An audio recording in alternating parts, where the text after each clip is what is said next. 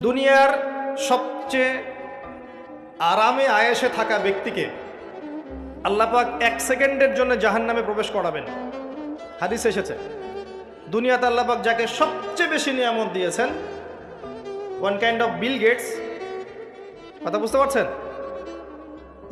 ইমানদার ছিল না, কাফের ছিল, প্রচুর ধন সম্পদ আল্লাহ পাক দিয়েছেন।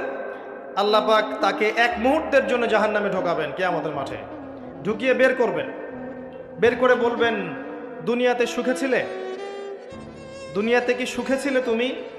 তখন সেই ব্যক্তি বলবে, সুখ কি জিনিস আমি জানি না, সুখ শান্তি কি জিনিস আমি জানি না। 1 সেকেন্ডে। এরপরে পৃথিবীতে সবচেয়ে কষ্টে যে ব্যক্তি ছিল, ধরে নেন আজকে সিরিয়ার মাজলুমদের মতো কেউ, বা প্যালেস্টাইনের মাজলুমদের মতো কেউ, বা আপনাদের এখানেও অনেক মাজলুম আছেন, পৃথিবীর বিভিন্ন জায়গায় এখন মাজলুমদের সংখ্যাই বেশি। যাই হোক, তাকে ঢোকানো হবে জান্নাতে 1 সেকেন্ডের জন্য, 1 মুহূর্তের জন্য, ঢুকিয়ে আবার বের করা। আল্লাহর 1 মুহূর্ত আবার আমাদের মতো নয়, ওই 1 মুহূর্তেই সে অনন্তকালের স্বাদ পেয়ে যাবে। আল্লাহ পাকের 1 মুহূর্ত, তাতে অনন্তকালের স্বাদ সে পেয়ে যাবে ইনশাআল্লাহ। এবার বের করবে, দুনিয়াতে কষ্টে ছিলে? দুনিয়াতে কখনো কষ্টে ছিলে?